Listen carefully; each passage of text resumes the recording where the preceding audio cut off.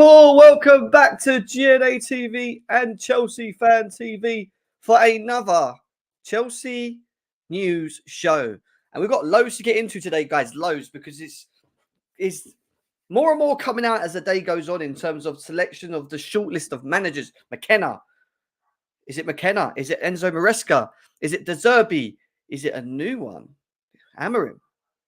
There's four individuals, three confirmed, and one in the question mark. One that they're not releasing. One that we do not know about. One that we're going to be discussing. We're going to be going through every single manager on today's show, guys. We've got the panel coming in as well. Make sure you're smashing the likes, subscribe. We've also think we're going to have Ben Jacobs on as well next week, guys. So make sure that you stay tuned. Maybe tomorrow, actually. I'm hoping it's tomorrow.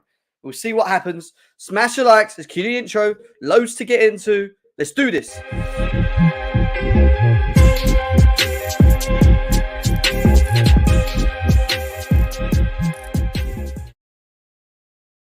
People, welcome back to GNA TV and Chelsea Fan TV for another Chelsea review. For Chelsea review? You can tell I'm just not with it today. Honestly, my day today, I can't even explain it. I have had so much on my plate, and on the back of this, I'm getting message after message after message after message about news in and around the managers as well, which we're going to be highlighting. We are talking about the news in and around Chelsea managers. The shortlist selection. That's what we're getting into. Who is it? Who? We're being told 3, but all of a sudden in recent news, we're now being told 4. And there's one big question mark behind one, maybe extra individual that are joining a list of names that we've got to release to go through now. What we're going to be doing, guys, is we're going to be going through each of those managers. I've got some stuff to go through on them as well. We are going to be bringing you up-to-date news as well. Like I said, we're looking to potentially bring on interesting stuff, man. It's starting to heat up a bit. I'll continue bringing you news that keeps coming out as we speak as well, guys. Let's see what happens. But let's see what everyone's saying in the chat. Nearly 200 people in the building already. Big up every single one of you. Big up Tyson. Yes, there is a protest. Well, there was a protest. I don't know if the protest is still going on because apparently the tweet on Twitter got removed by someone. So I don't know what's going on with that protest, but there is a potential protest going on, guys, on Sunday for not more so to do with the manager that's being selected, but more to do with the overall way that the owners are running this football club and the type of names that they're putting to the ball together as well. But we're going to analyze these managers. We're going to talk about these managers. Yeah, because we have got three names confirmed with a 4th. So let's see what's going on. Mahaba, how you doing? Good to see you. Ashwab, Melkam, what'd you say? Why don't you organize a protest? Well, there's a protest being organized, bro. Migista, how you doing? Good to see you. Leo, everyone in the building, come and say hello. Guys, out of the shortlist that you've got in so far, who is your favored manager? I want to know. Out of the shortlist. Yes, there's a question mark on the number 4. We're going to talk about the number 4. I think it's between 2 people. I think the number 4 out of the manager choices is for 2 people. And we're going to delve into specifically who that could be as well, guys. 250 people in the building. Where is Clown Lake? Eki, how you doing? Dixon, good to see you. Who else we got here? Adnan, big up to you. Perkin, big up to you. I want Neil Warnock. Jesus. Poch deserved a chance. Adash still living in the Poch. We got Xavi. People think Xavi is an option as well. Let's do the protest. McKenna. McKenna. We've got our McKenna here. Okay, well, listen. We're going to analyze them all. We're going to analyze every single manager. So let's get straight into things, shall we? Let's get straight into things, guys. Keep smashing the likes, though, for me, guys. We need to get these likes up. If you can, please run up the likes. Let's go. Let's start with this, because this was the earlier breaking news that came out in and around an hour and a half ago. Breaking is that Chelsea have narrowed down their search for Mauricio Pochettino's successor to the 4 candidates. Kieran McKenna, Enzo Maresca, Thomas Frank, and an unknown. Now, I'm hearing in other news that Thomas Frank has actually been removed from that list, along with Hunes and one other as well. Hunes, Frank, and someone else. Mikel, the guy from Genoa that was over there. They're the 3 that I've heard has been pulled out. But this says something from, and this is from Matt Law. Matt Law's confirmed that Thomas Frank's still in the run, which is interesting. Chelsea have dropped interest in Stuttgart, Sebastian Hunes and Girona's Mikel as well, which is interesting. Very, very interesting. So 3 names there. 2 of them, championship managers. Championship ball managers taking over this football club. The third is a Premier League coach, but when you think about the strategy, the system, the possession-based ball football that we want to be playing, is Thomas Frank the right guy? Because when I think of Thomas Frank, I think counter football. I think counter football.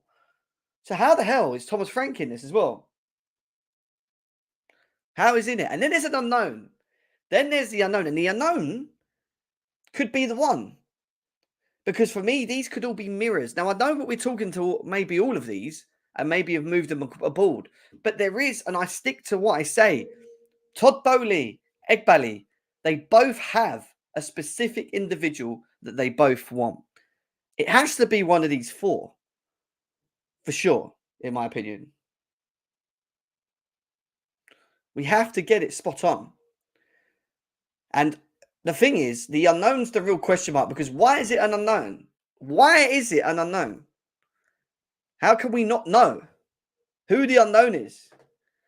Jem checked Alex's tweet. We trust me, we got that. Trust me. I've got Amorim. I've got Zerbi. I've got all of that. Trust me, we've got a lot to be going through right now, guys. Lots to be going through. Make sure you're hitting the likes. Over 300 people in the building combined. Get the likes up, guys. Come on. Run it up, run it up, run it up. If you're not hitting the thumb, you don't love Chelsea.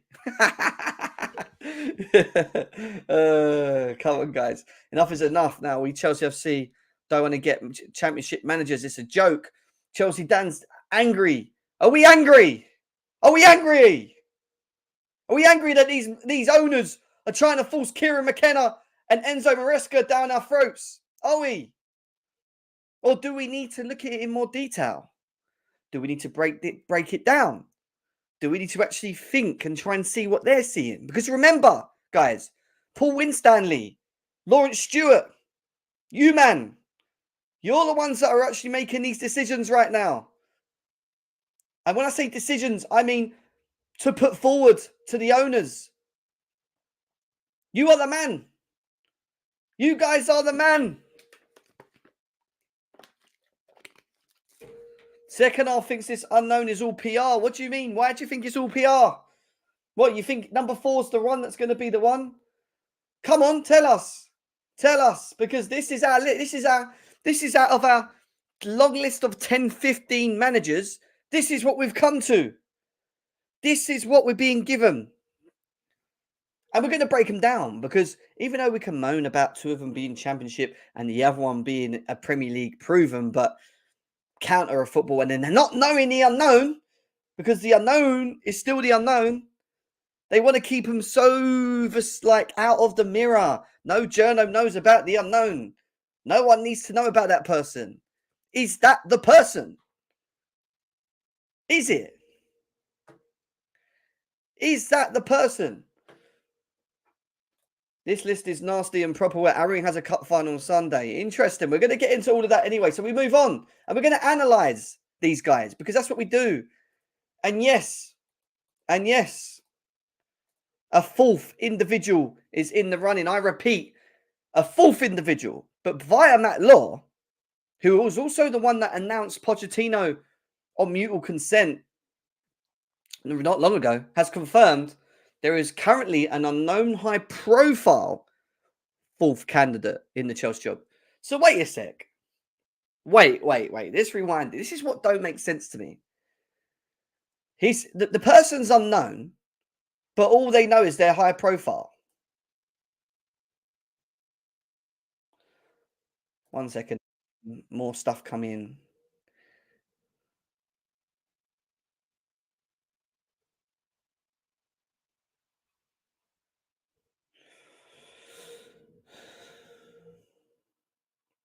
Wow. Okay. Interesting. Okay. Can't say. Okay. We'll see.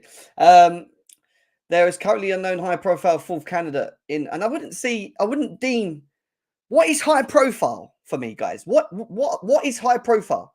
Firstly, what are they deeming as high profile? I need to know. What like? Do you know what I mean? Like, Joey, how you doing? Big up to you as always, bro. Because first you're saying it's unknown, and then you're saying it's high profile. So are you talking about Mourinho, Tuchel, Klopp? What's on high profile? Pies' tweet. Pies! What's Pies retweeted? Let's have a look. Let me quickly have a look before I continue because we've got so much to get into. I understood that Kieran McKenna is. No, that ain't Pies anyway. I don't know who that is. Pies' tweet. Pies is tweeting a lot. He is for sure. What's Pies' tweet? There's nothing new. There's nothing new there, mate. There's nothing new there, mate.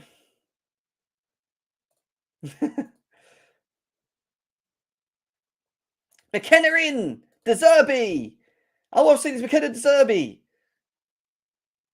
Shouldn't have sat Poch. Zerbi is not a high profile. Well, let's go. Let's get into it. And this is what we're going to do right now. We're going to delve into these managers that have been selected to have received on the shortlist. And we're going to start from here because Chelsea dropped interest on Hunes and Mikel, Frank, McKenna, Maresca have all made it to the shortlist by an unnamed fourth. We know that. Cool. We've got to that position. Let's start with Enzo Maresca because in recent news, and I'm talking very recent news, at 3:21 p.m., we had this from Alex Crook. Now, listen, I don't really listen to Alex Crook. I really don't. I'm not, he's not someone that he works at TalkSport. I mean, let's be serious. But at the end of the day, Chelsea are set to ask Leicester for permission to speak to Enzo Maresca. TalkSport understands. Now, this isn't anything new because there will be another interview phase. So now they've done the first part, there will be a due diligence to do the second. And Winstanley and Stewart are going to be sitting in front of these men, along with one other individual who we don't know yet so far, to be confirmed. Right? Now, who is Maresca? Well, we know he's from Leicester. We know that he's, again, another manager that's managed to bring up Leicester in promotion. We know that he was Pep's understudy. We know that he has relationships with Cole Palmer and Lavia in helping them win the trophy of the PL2. We know he has certain relationships with certain individuals. We also know this. Well, we've only just sort of known this. Someone that is pushing it more than anyone in the team, in the board right now, Joe Shields. Joe Shields has put a good word in for Leicester manager Enzo Maresca. And this is the thing right now. Because there's going to be, again, a split in the board in decisions. Because if Zerbi is still involved, you know for sure Winstanley is on that. Winstanley is on Zerbi. Like, you don't even have to think too much about that. But then, Joe Shields has obviously put a good word in for Enzo Maresca as well. So we have these options. But what type of managers are they? What type of managers are they? What can we expect? Some people don't know. What is the system? What is the style? How do they play the football? Who is Enzo Maresca? Well, that's all we know for now. I like Joe Shields, though. I like Joe Shields. Listen, Joe Shields is the one that made the right decision on Lavia. Cole Palmer. He's also, I'm pretty sure he's involved in slightly to do with the Jackson. Joe Shields, in all of this, should be the one actually at the front doing these, for me, should be doing these manager checks based on what he's done to this point now. Because Winstanley and Stewart just fucking, I don't know what they're doing. So far, we should be looking at letting Joe Shields be more in control. Give him the sporting director role. Give him the sporting director role. Right. So staying on Enzo Maresca.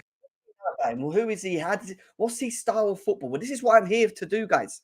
I'm here to give you more in depth in and around the style you can expect from Enzo Maresca. So this is the type of football. Let's watch it. So what do we notice already? High press. 3 at the back. Three at the back. He likes, again, what? What can you see from this picture here? He likes an inverted fullback. He likes playing with an inverted fullback. Bang. Watch. And it doesn't look any much different on paper to what we've seen of Pochettino in recent. Three at the back, one in the middle. Cucurella, look, you can even call that number 3 Cucurella on the far left. Look, they're moving them. It's the movement of the ball that I'm trying to watch. The midfield. What's the midfield doing? Receiving, going back. This here is very. I'll be quite honest with you. It reminds me. I feel like I'm watching Pochettino. Look, watch, and then watch the defenders now. Spread wide, receive. That's a centre back that's received there, right? And then you've got 3 at the back with 1 sitter. And then the rest, look at the gap between the rest. This right here reminds me more of what we've already been seeing. Look, movement off the ball. Just keep moving it around left to right, left to right, left to right. No real pressure to force the ball. Just keep moving it, waiting for someone to move out of position. Look, left, right, left, right, left, right, back, in. This don't look any different to Poch football. This is this is like watching Chelsea under Pochettino. I'm not joking. Look, lots of passes, lots of just trying to shift the opposition out of position, lots of getting it across from left to right as quickly as possible. And then they start speeding it up and start making runs. That's 50 passes, by the way. He's done 50 passes in that setup. Wingers holding wide. Midfielders filling the gaps in the middle. Forwards in the box. And then look, they flood the box. And that's equally what we're doing now. That there was like that. I'll give you an example. That is like Badiashile getting the ball, or Cucurella. Say that's Cucurella, sorry. Cucurella getting the ball, playing the ball into Palmer, who gets the ball, plays it into Mudryk or Sterling, who crosses the ball. Jackson's gone near post, and then God knows who's at the back. Madueke and Gallagher are at the back. Like that is, it looks exactly the same. Like, can you see what I mean? Like the football, the football looks exactly the same. Does it not look the same? Is it me? The build-up play, like they got rid of Pot's fair dues and whatever. But are we looking for a specific system, like different system, or is it just as of the same so that the players can adapt to it quicker? I don't know. Where am I now? Oh, wrong one. So we want to go to this next. And this is another example for you guys. Watch. Staying on Maresca, I'm giving you ideas of the systems. And look, this comment here says, Chelsea target, Enzo Maresca ball. Bring in young coach. Possession-based style. Okay? Let's go. Inverted fullback. No, sorry, that's the defender. Okay. 1 lone central midfielder. Someone dropping deeper who's the pivot. You know, a 10, whoever it is sitting there. Palmer coming in and out. Like, I'm watching the build-up and it just feels very the same. I'll be quite honest here. I'm not saying it's bad that it's the same. I'm just saying it looks the same. I mean, that's a great goal. Don't get me wrong. That finish there is good composure, good finish. You know, the pass in the box is amazing. One-touch football in and around, playing little intricate, like in tight position. This is what they're doing. They're playing in tight spaces. All of this is tight spaces. One-touch football. 1-1, bomb. I like that. Bum, bum, bum. As the difference there, I would say, is Madueke maybe would have took a touch there and tried to run with it rather than do that. You know, and that might be the difference in them sort of tight-knit passes that we just seen from a Maresca team. But it don't look equally that different in setup. The shape, the one in the middle, the inverted fullback, the forwards just inverting and changing. Yeah, they're waiting to find that bit of space for the 10. Once the 10 finds that bit of space, they play it into him, and then they cut people open. It's very it's very the same. You know, it's very, very the same. And that's Enzo Maresca for you. Now, we're going to go on to this next person. The next individual. Keep smashing the likes, guys. Over 500 people in the right now, guys. Keep running up the likes. Jem, why is this tweet? What? There's nothing. Is there anything from Pies? Let's have a quick look. I'm trying to give you a detailed breakdown of what we're looking at here. Olise is Manchester United or Chelsea, these two clubs. Oh, shit. Oh, shit. Where's Couch? Where's Couch? Guys, holla, Couch Critic. We need him. We need Couch. We need Couch. On top of all of this, Fabrizio Romano has just came out saying Olise is Manchester United's or Chelsea's, these two clubs. Where's my boy? Couch. Where's that Couch Critic? Where's his man? We're going to go to McKenna next. There's his man. Couch. Where is Couch? Couch. Where are you? Get in the chat. I just messaged him. Listen, we'll come back to Olise in a second, guys. Let's move that back to the end. We will talk about that news, though. That's something we'll get into. That's something we get into, you know. We already bid for him. That's true. That is true. But where's Couch? Where's Couch? Right. We move on from that to this. The next person. We've just spoke about Maresca. I've showed you the dynamics, the system, the setup. Looks very Poch-based system. Like I said, 3 at the back, 1 defender, 1 DM, and an inverted fullback. The build-up play is very left and right, like Poch. And the way that we play through the middle is very like Poch. So what does Enzo Maresca do? What does he do if we bring him in? He plays like Pochettino. He plays pretty much like Pochettino. I'll be quite honest with you. On to the next one. McKenna. Chelsea's first choice manager. Chelsea is his preferred destination. Negotiations underway with Ipswich. Kieran McKenna to Chelsea is real. Now, again, who is Kieran McKenna? Well, we know he was the side part of Ole Gunnar Solskjaer. We know that. We know that he's worked in the past with Jose Mourinho as well. We know that he just took Ipswich up to promotion. We know all these things. We know that there could potentially be a manager in this guy. Maybe. But to go from Ipswich to Chelsea, the jump, the scale from there to there, is it too much of a big job? He has a negative aura is what we're getting here as well. Guys, keep tapping the screens, guys. Also, get the likes up. There's 500 people in the building right now, guys. Make sure we run it up, run it up, run it up. Let's keep going. Now we're going to look at McKenna. Now we're going to look at McKenna ball. Because this is what we're doing today. We're breaking down the types of styles that we've seen. This right here, my people, is McKenna ball. Okay. Yellow. This is from the back. 4-2-3-1 again. This is preferred formation. Something that Pochettino was using a lot. Okay. Tight. No inverted fullbacks. But look at the... Now that there is already different to the way Maresca plays. So you can see... Let's go back here again. So we received that from the centre-backs. What we're doing here is we're playing with natural fullbacks in natural positions right now.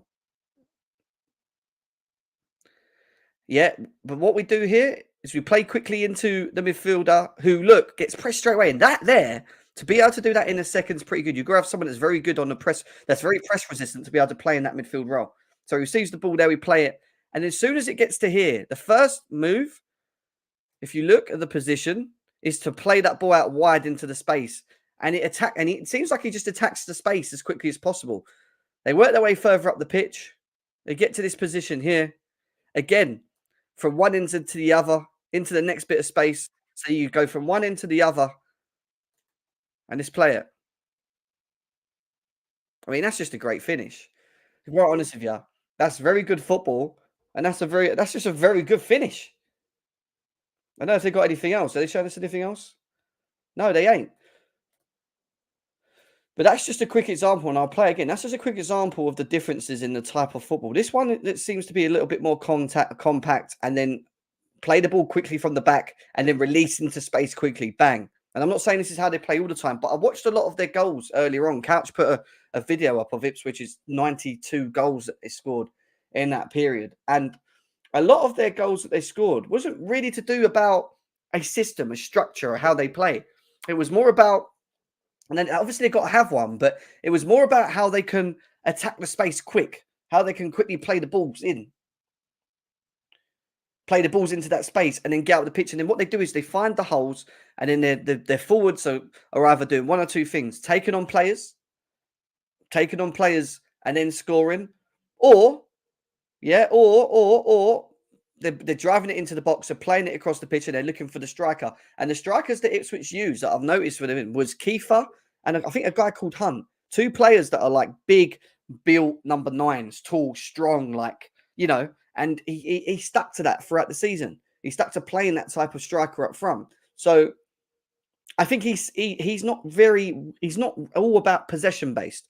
I think it's more about how he moves the opposition out of position to create space for his team, and then we play into it and play into them holes as quickly as possible. And then it's how quick they move in the transition further forward. So, you know, it's different.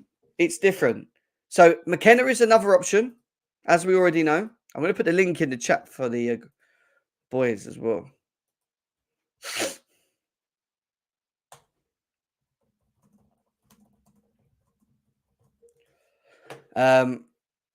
So that's McKenna. Okay. And he's supposedly meant to be the favourite. But then there's a fourth. Someone that we're not aware of. Someone that we're not sure on. We did. We scored a lot of goals. Not that open team press is in the Prem race. Yeah, it's different. And then we got a fourth. But you know, the third's meant to be Thomas Frank. But I don't believe Thomas Frank. I think he got to the next bit, but I don't think Thomas Frank is out of the ones that we're talking about is the one that's going to be selected. I could be completely wrong, but I've heard that he's been removed now anyway. But I might be wrong. I don't know. So, you know, I haven't really looked at Thomas Frank. We know about Thomas Frank, and I don't really need to highlight Thomas Frank's ball because Thomas Frank ball is counter football. It's just strictly counter football. Get the ball and try and move it as quick up the pitch as possible. Do you know what I mean? Now we move on to the one that people are assuming is the owner's choice. And this is the truth. There is an owner's choice. Egbali, Bowley. These two individuals specifically have supposedly agreed on someone from the outset. But the fourth individual of this candidate shortlist has not been named. Now, the one thing we know for sure, as we read here, is that Paul Winstanley has big backing when it comes to Zerbi. The board is split over the potential appointment of Zerbi, but has the backing of Winstanley and Egbali, who is an admirer. Now, for you guys, does that get better? We've moved away from championship managers, coaches, to now Zerbi, Premier League proven, under Brighton. Is he ready for a Chelsea role? Is he good enough for a Chelsea role? Remember, he's a free agent as well at the moment. People think, you know, Zerbi's already had the compensation's been paid to Brighton for Zerbi by an unknown club. Supposed unknown club has paid the compensation to Brighton, which makes him free. So if he's free, surely we can talk about him. But because there's a fourth candidate that's being question mark and not being named, he's another one that we can look at now. And his tactics, which we already know, we've seen a lot of, but let's listen. What do you expect for them individually? Three forwards, you're blessed with a lot of talent. What do you expect for them individually? If we want to control the game, we need number 9 smart, intelligent, to understand when he has to play, when he has to attack the space. See, that right there, if he is to be Chelsea manager, that little bit right there already screams to me Jackson. He wants someone that's very good and intelligent to drop deep and receive. Who in the league is as good as Jackson at dropping and receiving the ball? Honestly, When he has to open this space for Mitoma, for example, or to open this other space. If you work for Brighton, you have to work for the players first of all, and then for sure we can't forget our style. We can't forget through the quality of the play. We can compete with the big teams. In this board, there is myself, there is my history, there is my character, there is my madness, no? there you go. And he's definitely one of the best centre forwards at holding up, no doubt. So when you look at that specifically in that short little space there of about De Zerbi, it goes to show that he kind of has a system that maybe will benefit the players more from what we have possession based. He likes his 9 to be intelligent. He likes them to be able to drop into space, but he also likes them to create space. Now, I think Jackson does that very well. I think the fact that he drags centre backs into position and allows others to attack the space is big. Is major. Would he suit what we have? Potentially, yeah. I think he would. Has he got better tools here? More technicians? More people that can do more with the ball? Yeah, he has. Is he of a level of becoming the next thing? I don't know. Do I think that he's also very naive again in how he plays? And you heard him there about this is my system, this is me, basically. This involves everything in and around his history, that. Do I think that he's very naive and just sticking to it, even if it's a bad 3-4 bad run games? Yeah. I don't think he really thinks otherwise, other than how to play. But then these owners supposedly want that. These owners want a manager that comes in and implements a system, a straight system that the players can just follow and be proactive in and benefit from. They want that person to be able to, So it's one of them, isn't it? Does De Zerbi fit the bill? Yeah, he does. He does. He does. De Zerbi's not going to emerge as Chelsea's coach. His football knowledge is too much for the folks at the top, and they don't want that. Maybe, Vic. Maybe. He still needs another finisher to work off like Osimhen. Yeah. I agree. Yeah, we're talking about De Zerbi right now. And then there's one more who's in the mists, in the dark, not being spoken about. And it's the comments from Alex Goldberg around Amorim. Amorim, guys. As I just said on playback earlier, I believe Amorim is the guy Chelsea want. And I believe he's very much keen, but is kept under the wraps as much as possible for two obvious reasons. Could be difficult with Sporting, and we don't want to look as if we've failed on our top target. Because remember, the owners both agree on someone. Okay? Secondly, Sporting have a cup final on Sunday. We would want to keep the public distractions low ahead of that. Fair. True. You wouldn't want to be talking about Amorim being on the shortlist if he's got still football to play for Sporting. I mean, once that's done, maybe we start seeing a move. But if that's the case, nothing's going to happen till next week. Nothing will happen till next week. If Amorim's the guy that we're waiting for, nothing's going to happen till next week. And that's true. That is a true fact. That is a true fact about Amorim. And then we go back and we look. And this is Amorim ball. Direct, pace, aggressiveness to attack spaces. Aggressiveness to attack spaces, but to have the right profiles to do it. Look, again. This is Amorim ball. Very direct, very attacking the spaces. People run into spaces as well.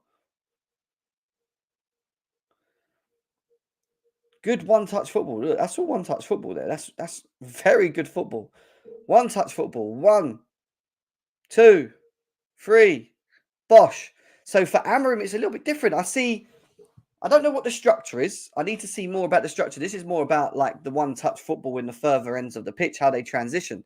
But you're looking at this type of football, and this is pretty impressive. If they're this well drilled, look at them. Look at how drilled they are. It's very good football. It's how quick can we transition, and how quick can we get up the pitch, and how quick can we attack the spaces. You know, so Amorim ball's different. It's different to all three that we've seen. Is it possession based? I don't know. I don't think it is. What I think it is direct attack the spaces, and how quick can we transition up the pitch. So tell me one thing. Tell me this one real thing. I want to know. Out of what I've highlighted to you guys, the four managers, Amorim, Zerbi, McKenna, and Enzo Maresca, Enzo. Who do you want? Who do you want? Tell me. I want to know in the chat. I want everyone in the chat to let me know out of the four that I've shown you and the little clips of the type of football. I want you to show me or tell me out of the four who you want. Who is it? I want to know where this fan base is going right now. I want to know where this fan base is going right now.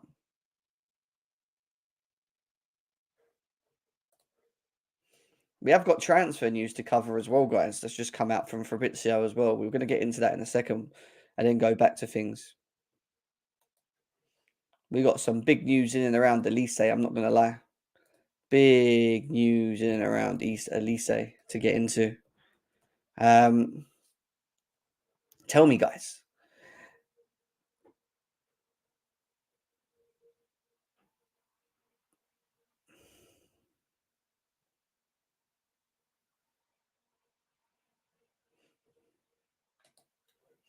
Interesting. I'm just reading the comments about Zerbi from Fabrizio as well. There's a lot going on, actually, guys, that I'm trying to catch up on. That's why I've gone quiet, because I want to share some things with you here. Chelsea are set to appoint a new coach by the end of the week. Not if they want Amorim. Not if they want Amorim. And the longer it takes, I think you'll get a better idea.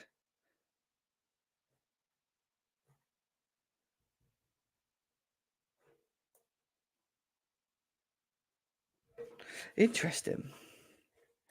So what are you guys saying in the chat? Amorim, Maresca, Amorim, Zerbi. Out of them four. All right, you can throw Thomas Frank in it if you want Thomas Frank. Amorim, Thomas Frank or McKenna. Really? Wow. Amorim has the highest clause in Europe. Yeah, that's going to be a problem. That's definitely going to be a problem. But who is the mystery man? Is it Zerbi or is it Amorim? Let me just quickly send a link to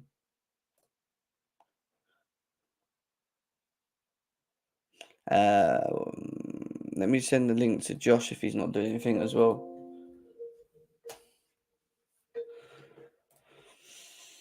Let me see if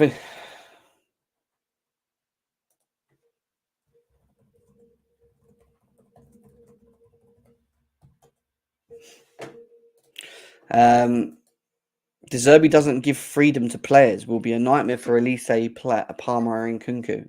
Interesting, Tom. Is that your thoughts? Amorim or Zerbi? Listen, with Amorim ball, it's like you can't lose the ball. I'll be quite honest with you. With Amorim ball, it's like quick 1-2, 1-2, 1-2, 1-2, 1-2, 1-2, 1-2. And it looks very good to the eye. Don't get me wrong. McKenna. A lot of people want McKenna, you know. McKenna. Hearing a lot of McKenna right now. I'm hearing a lot of McKenna right now. Guys, 500 people in the building as well. 500 people in the building. Josh, what are you saying? So, John. So you see me highlight the four managers briefly. Who for yous? Who would you want out of the 4? Oh man, I'll be honest. It's hard. I would be making a pure speculation guess on the championship level guys. Like I just don't know anything about them. Like McKenna and Maresca. Like I don't not familiar enough with either of their resumes or teams to like I hear make that. like to me. Like I think Amorim might have the best pedigree just because of the Portuguese league, the style of play, the atmospheres, like all that stuff sort of transitions really well to the Premier League. He might be the guy I lean towards. It seems maybe not that probable. Like you're saying, they have a game coming up soon. It doesn't sound like we really want to mess with that by and throwing his name in the hat. But yeah, I don't know, Jim. I'm not that vexed about it either way, to be honest with you, on who it is. If it's as long as it's the person who's bought in most to sing out the goals of the club, that's who I'll probably be most on board with. I don't really want somebody who wants to be there for a year and then maybe they want to start to get a bit more ambitious about bringing people in and stuff. I'd rather them be on board with let's just I'll do my job. Let's just build this thing and get it going, because that's really where I think what we need to start doing. Yeah, I agree. We've had a couple of seasons where it's like, okay, we're testing the waters on a couple of these. We're trying to build a squad at the same time as trying to get a manager to help along that way, and now I feel like they have a base of a team built, and now it's time to maybe find the guy that they wants to stick with and see this out for the next 3, 4 year, 5 years ideally, right? I mean, would you as a fan be upset if it was like a Maresca or a McKenna, for example, as some of the other fans are feeling? It feels like there could be protests going on about it because they don't feel happy.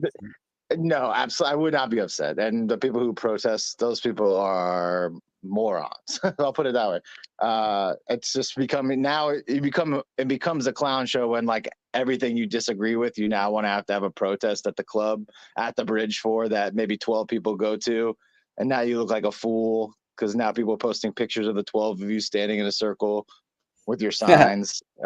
It's no, obviously not. Whoever it is, we know the names now that are sort of floating around. These are probably going to be one of these guys. So no, I'm not going to throw a big fuss based off who they decide that they think is the right guy.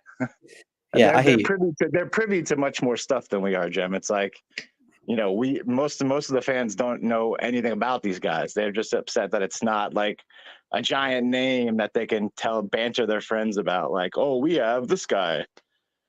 So yeah, and I think that's the issue. I think the not knowing, just knowing that they're coming from a small club and a championship club, just turns people off very quickly. And it's an easy mindset to have. For me, like, yeah, I wouldn't be happy with the fact of us going down the route of a McKenna or someone like that, because I don't know whether it's gonna go into that whole mode of Potter 2.0, which it could do.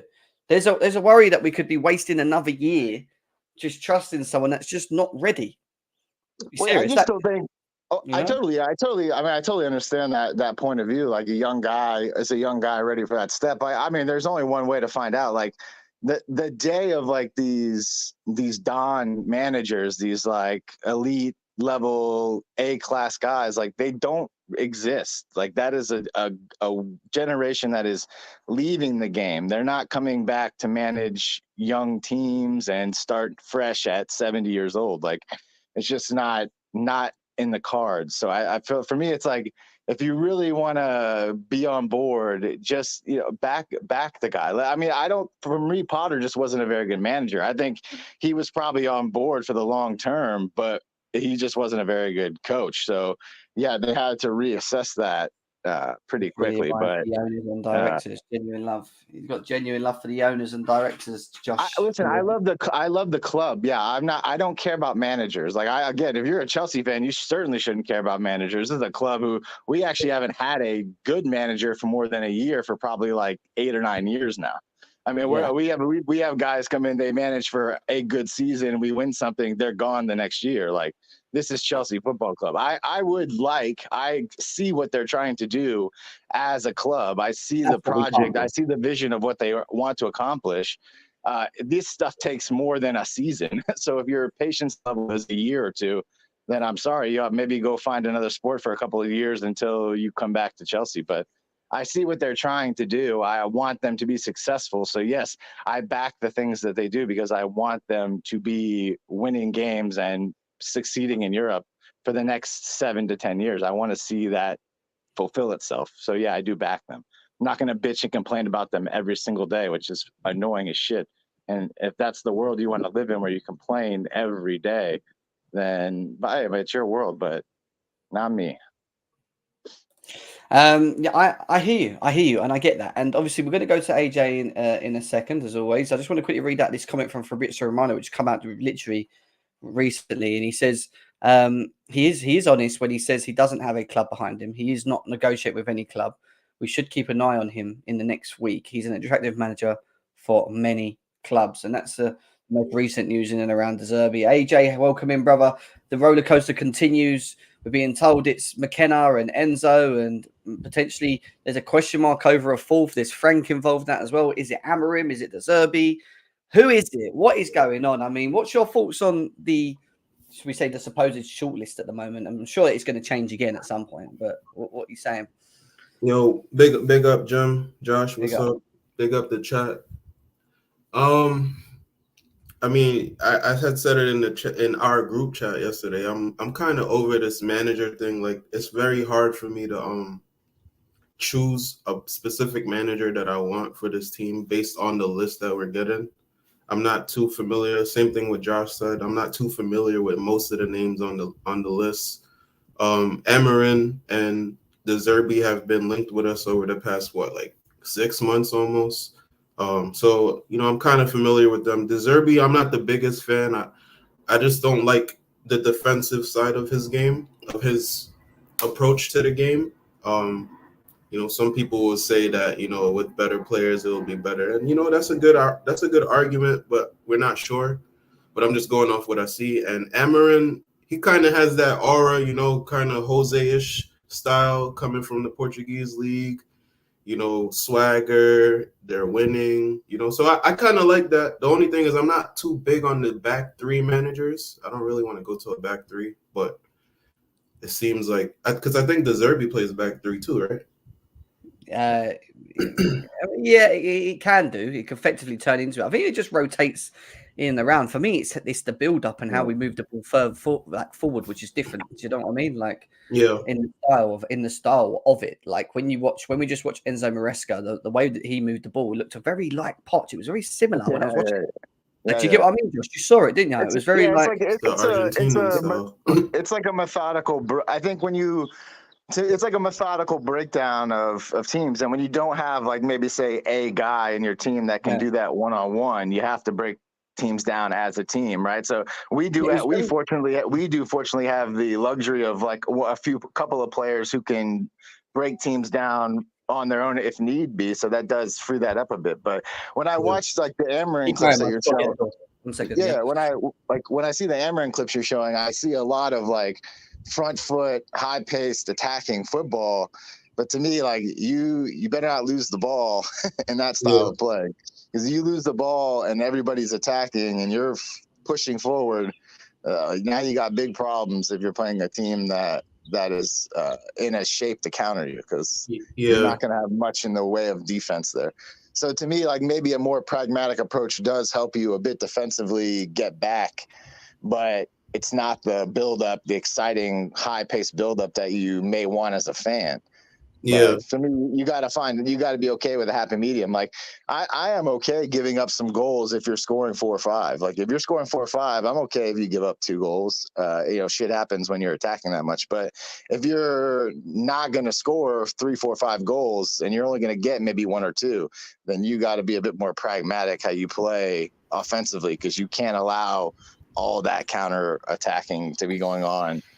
So my thing is we have to find a manager that can who stresses the central midfield, because clearly the owners, we see all the reports, we hear Poch, hinting to it, that clearly the owners and the management want Enzo and Caicedo to work, right?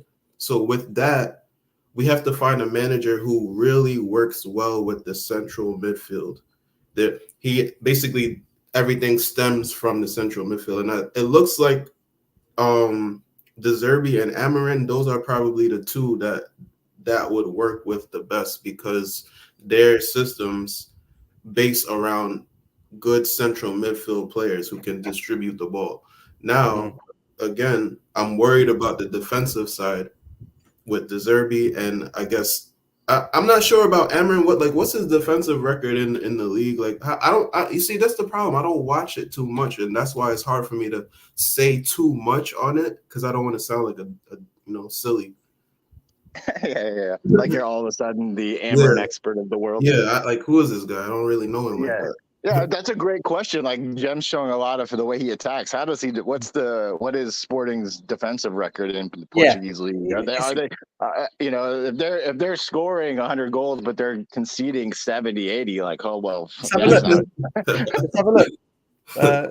Sporting Lisbon stats. I agree, and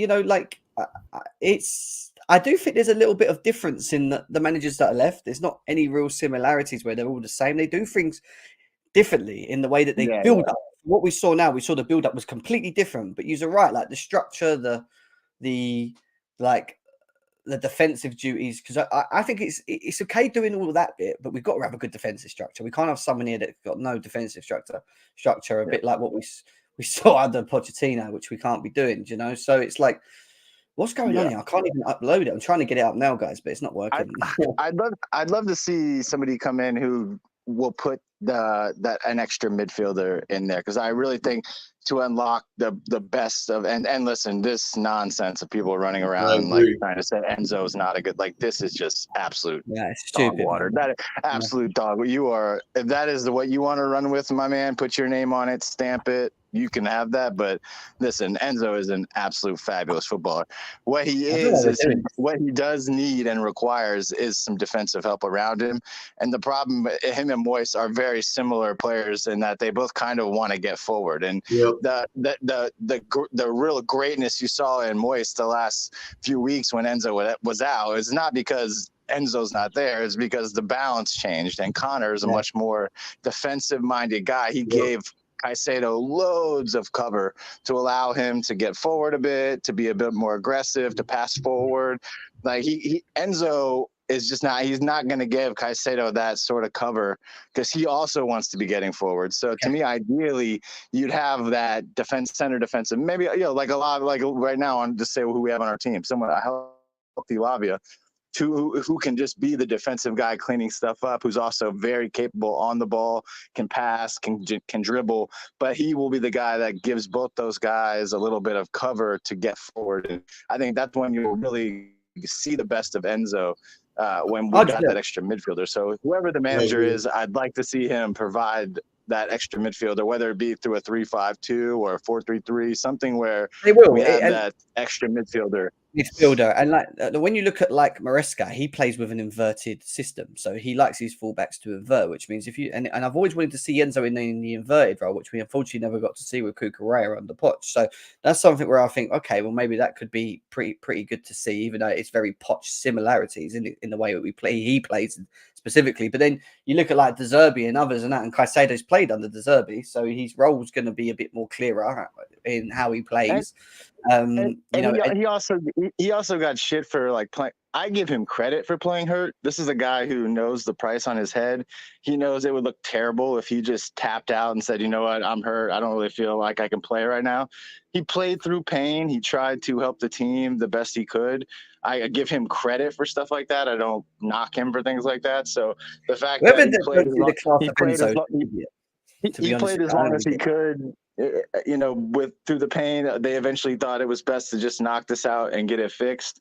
That's what happened. But I don't knock a guy for playing through pain. That's something I ask of guys to do. Well, you've asked us to bring up the Sporting Lisbon stats for this year. Well, they've only conceded 29 goals and scored 96. Yeah, that's great. That's great. That's pretty impressive, guys. I'm not going to lie. That is but again, you got to look at the league they're in and things like that. I understand all that. Sure. But, their home record is 17, 0 draws, 0 losses. Their away record is 12 wins, 3 draws, 2 losses. But you know what that means? He comes with a certain mentality. Like, he's used to winning. He's used to keeping clean sheets. He's used to keeping records. Home. I'm defending the home.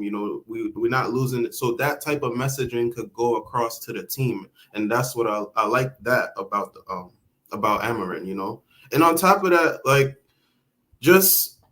I feel like just the aura of him out of all the other players, I know people may think aura doesn't matter, but as a manager and as a leader, you have to have some sort of aura. And if you don't walk into the room and the players don't feel something right away, then you have a problem. So I think he could bring that as well.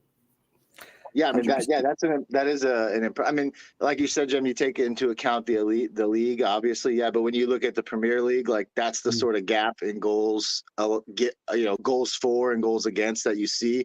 The two clubs like Arsenal and City this year, they scored, 80, 90, 100 goals. They're giving up 20, 29, 30 goals. Like that's the kind of disparaging number you want to see for a top team. So while it is the Portuguese league, like, that's what you want to see from a top team in any league, is that those kind of gaps. 100%, 1,000,001%. And it's still up in the air. Listen, this can all still change, guys. We've got these names for now. It's just how quickly are we going to turn it around in terms of coach. Now, listen, if we're looking for a coach to be appointed this week, Amorim's out the window. That's for sure. If it's going into later next week, then maybe there is talks about maybe it could be an Amorim to be waiting for next week. But the interview phase, the second interview phase, I think will go over the weekend. They'll do the second interview phase. And then I think going into maybe early next week or whatever, they'll probably come to a decision. I actually thought they were going to make it wrap it up tomorrow, to be honest with you. But the fact that we've had a bit more of a slower stance with everything, I don't know, I really don't know. Let me put this out there. Didn't Chelsea meet with Amorim already, like a month or two ago? Yeah, they don't really need to. The interviews that they're doing now is not really for Amorim. It's for all these other guys who just finished their season. So they already know what Amorim is about. So they don't really need to talk with him. I don't know if the Zerbi's being. Is it just us putting the Zerbi in it, or is he actually being linked with? Well, the reason the Zerbi's been brought in it is that he's had his compensation. Well, the compensation has been paid off by a club. To Brighton for him. So in theory, he's a free agent. Right? He's a free agent right now. So he's walking around as a free agent, and there's going to be talks about him because what I heard was that the De Zerbi links were more stronger mid-season, because when they were thinking about getting rid of Poch, they were thinking about De Zerbi, weirdly enough. So it doesn't change that we might not be talking to him now, but there's I'm pretty sure there's other interested clubs like Manchester United under Sir Jim Ratcliffe. I think they're going to be looking at improving their manager this season as well. And I think there's a lot of variation at the moment, but I do think he's one of the candidates. I just don't know how far they've gone with him. And then who is that fourth individual? Like, who is it? Is it Amorim or is it De Zerbi?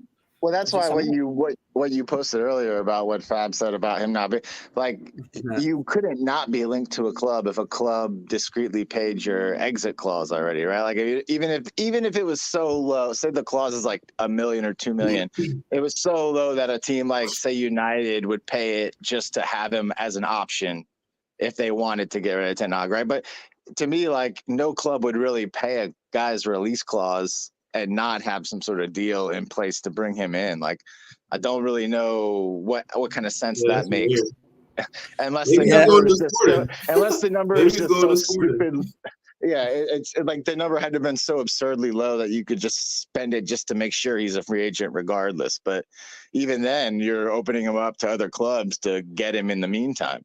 So it doesn't really make a ton of sense that somebody would have paid off his stuff, and then also he would not be linked or attached to any club. Like, Well, there's a comment here, and I agree with Johan. This is the reason why I brought it up. I know Johan is he's a good fella on Twitter. Give him a follow, guys. He goes good knowledge, good depth into like system breakdowns, how we set up last season, where the problems were, and a lot of me and him like he stuff we pretty much agreed on, to be fair. But he says the unknown candidate would only need to be kept unknown if they have another match left to play. The other guys are probably just a smokescreen and used as a way to make us more like to accept the unknown candidate. So probably Zerbi or Amorim is his thoughts on it. Yeah, listen, I do think certain names are being used to mirror. I do think that there's one focus. I don't think they're sitting in the board right now going him or him. Oh no, we go for him. Like, do you know what I mean? Like, it's not. They're obviously like gone through a procedure. But they know they will. There really wouldn't be anything keeping them from announcing Zerbi right now if he was the guy. Like, I don't. True. There was nothing that says that they have to wait to announce him now. Brighton has released him officially. His deal is done. We have no manager officially. We're looking for a manager. There's nothing that could keep us from hiring him right now. Yeah. Like even if they wanted to do something like I think Declare was trying to say, they might want to try to cook the books for June or like, even if they did, like they don't have to have anything signed or anything like they could do that obviously on the back end. That they'll have people who could handle stuff like that, but there's nothing really keeping Zerbi from being announced, right? So Amorim seems to be the only guy who still has a game left that they would respect by not trying to link him to the job. So who knows? It's just another day of fun rumors. It makes sense that Amorim. If the theory that it's Amorim as the unknown candidate makes the most sense because everybody else doesn't really have anything else to do for the rest of the season, you know. Unless, like you said, it's a financial thing, but I don't think it's for the coach. I don't really think it's a financial thing, you know. But again, is there a number on the Zerbi's like release clause, and then is there a number on Amorim's release clause? Yeah, because that could be the financial. Amorim's got one of the biggest release, or I think the biggest release clause of a manager in Europe at the moment. As with Zerbi, he's free agent. Everything's paid off compensation-wise. He's pretty much, if Chelsea wanted to, they could have not gone through this procedure and just gone, come. But then it would have made sense who paid the compensation to Brighton. So what are they doing here? Because let's just say it is Zerbi, right? Let's just say it is, yeah? They've gone on under the cards paid, Brighton the compensation because don't forget, Tony Bloom and Bowley are very close. We've got a lot of dealings with them. We've got good relationships with them. Like, that's always there. So they've gone and done that. All right. But why would they then go through this rigorous procedure of bringing McKenna and Maresca and Amorim and Frank and all these people having interviews and that when you've just gone and like, exactly. Why would you waste time? So it's like, how true is it that how true is it that Chelsea are that involved in? Is he gone, Josh? Yeah. See you later, Josh. How true is it that we're actually that involved in the whole Zerbi thing? Because if it's that straightforward that we really wanted him and we'd have just been active, bang, come, you're next. Yeah, right away. What are we waiting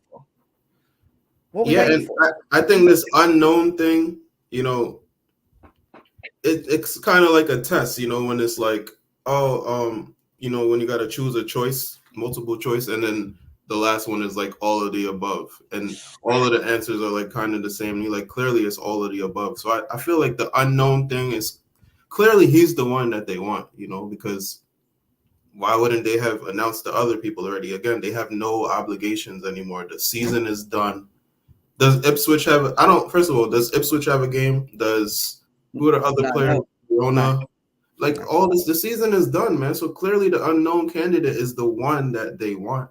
Now, that doesn't mean we're going to get them, but that's the one that they want, you know? So let's quickly fly away from the managers for a second and quickly talk about this Olise news because this is quite interesting. I'm not going to lie.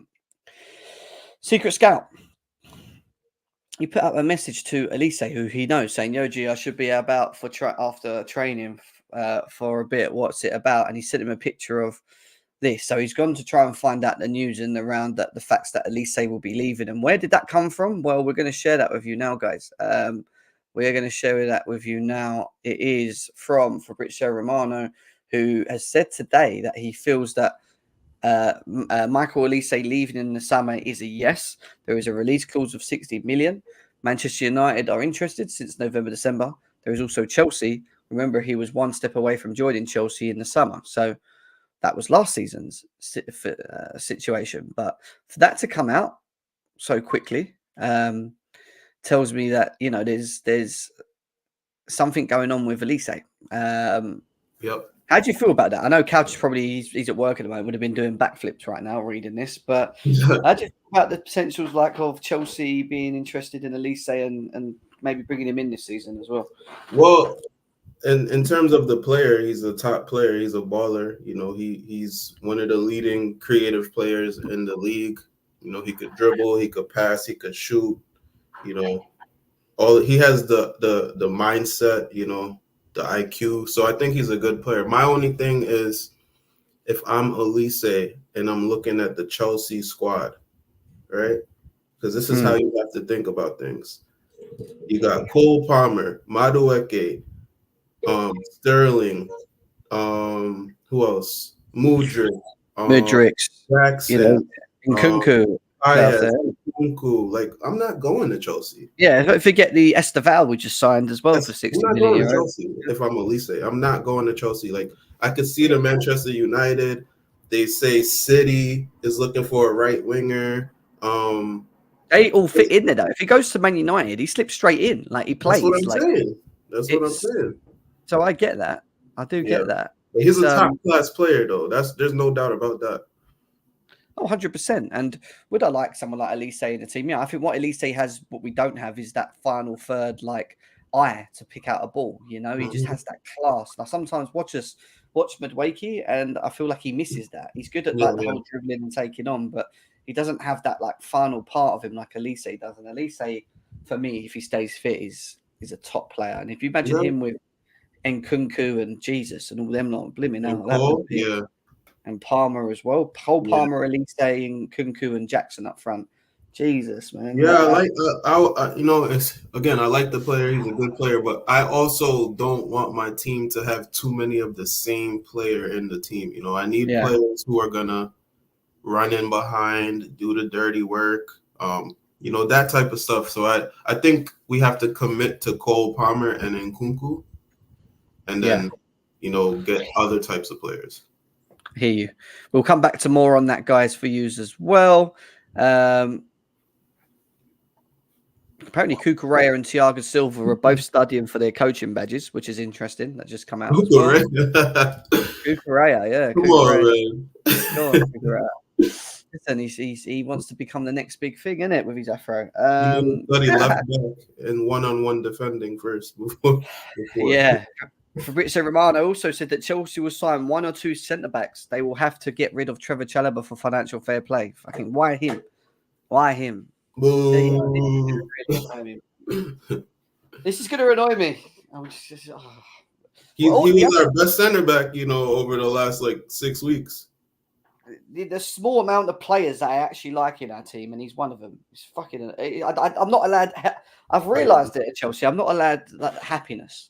They always get rid of the ones that I actually fond of for a reason, and I'm fond of for a reason. It's always a money thing, bro. It's always a money thing. We've become this money. Everything revolves around money for us, unfortunately. Like, I know that's business, kind of, you know, but. Why the fuck are we sending one or two centre-backs? If we get rid of Chalobah and Silva, and we've got Fofana, right, Fofana's not even there, but Colwill, Badiashile, Disasi, surely we've got to be getting rid of another one. If get rid of Disasi, man. I don't know hate to Disasi, but, he's the odd one out to me. I mean, some people say Badiashile as well. So it's a toss of a coin for me, personally. In my opinion. I'm not really more one or the other. I think they're both I think Disasi's shown a bit of better form than Badiashile in last season, but and we've seen that. But then at the same time, Badishill's just been injured, isn't he? What can he do? Like, you know, so it's a hard one, but. And then on top of that, who are we linked? What center backs are we linked with? Because that's the real question there. Well, he should be one. He should have. I know that sounds stupid, but if he was staying, I would have given him one of the positions at the moment, just for the way that he's, you know. And then I would have just got someone. Either if Fofana came back and he wasn't fit, you just have him on the bench. You then get him in, or you put Colwill, or you buy someone experienced that can come in and sit next to someone like him. But then you're like sitting there thinking to yourself, why did I spend 30-odd million on Badishil and 30-odd million on fucking Disasi? My thing is, who the hell are we gonna get to replace? You know, because Silva and Chalobah leaving, we have to bring in at least one center back. You know, I don't know if Fofana scheduled to be back this upcoming season. You don't even hear about it. Oh, if he better be, because if he ain't, he needs to be sold. You don't even hear about it though. Like, is he gonna be ready for preseason? Is he training? You just hear he's just listed on the injury list and nothing. That's it. Is he training? Has he been training? He's going through his program still of getting back into rehab. He'll be ready for training going into preseason. I'm pretty sure. But hopefully, because we need these players to be in preseason. 100%. 101%. Guys, we're not going to do too much of a long one. We've done an hour and 15 minutes right now. We're literally with the news. We're coming in and we're coming out and we're smashing it. Until we get big news, we get proper news where we're like, this is it. Trust me, the panel will all be here and we'll sit down and go through and do like a 2-hour show. Do you know what I mean? Like, easily, hands down. Like, so right now we've got 500 people, still 515 people in it, man. Big up every single one of you that are all in here. There's not much more news for me to share for you at the moment, guys, right now, other than what we've gone through. What we've done is gone through Enzo Maresca. We've gone through McKenna, Zerbi and Almiron and their playing styles. Now, they're the 4 that are standing out the most. We are hearing that Frank is also included. I do think more is going to change as well as time goes on. So we will be coming back. Listen, if we get big news tonight, I'm on. Like, you're going to see me. So, like, don't worry. I will be on. As soon as there's big news, we will be highlighting it. We'll be going through it. We'll be breaking it down. When the decision's made, we'll be tactically breaking it down, trying to understand the individual selected. We've got loads and loads and loads to go on for you guys. Make sure you subscribe to my channel, GNA TV, guys, which is over here. If you could do that, we're on the road to 10K over there, guys. If you could go over to that channel, this one here, GNA TV, go and give it a follow on YouTube. That's where they're watching us all over there at the moment. There's over 100 people on that side at GNA TV as well watching, guys. Big up to the GNA TV people that support me on there as well. And then you've got, obviously, Chelsea Fan TV, 200 people here today as well. We've got 350 people on Twitter watching us right now as well, which is big up to you guys over there on Twitter as well. Lots going on, guys. Lots going on. Can't bring you a definitive answer, guys, but if you were to throw me in the mix and ask me where do I think we're going to go next, I think we're going to go down to 2 managers. I think that's the way they're going to do it. I think they're going to break it down even more.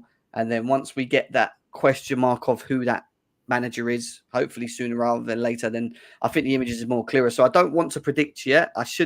It's hard to do it now because I want to know who the 4th is. Once I know who the 4th is, and I think it clears out. But remember, it could be one of 2 things. It could be that the 4th is kept quiet because that's that's the man, and all the other names are just mirrors. Yep. So right, or the 4th is just PR, and it's just one of the 3 that we've been named, which is there, which is like, and if this goes down to 2 people for me, the 2 championship coaches, Enzo Maresca or McKenna. If it is that, I think it goes down to the 2 championship coaches. So we have to see what happens there. Jim, any managerial appointment must be taken with a pinch of salt. It's a very intriguing question. Nice work as always. Yeah, big up, man. We appreciate you. Vic as well, declared in the building, got here late. How many championship managers are we linked with? 2. But yeah, guys, an hour and 15 minutes in. We're going to stop it here because we don't want to just drag it out and bore it off. But listen, any news breaks tonight, I'm back. I'll be back, and it doesn't matter what time it is. We'll be doing shows. All right. Big up, guys. We appreciate it. Take care. Let's go. We're going to get an answer soon, guys. It's coming. I can feel it. Make sure you hit the like buttons when you leave. Leave a comment below. Let us know who you want as manager as well. And let's see what happens, guys. Peace. Take care.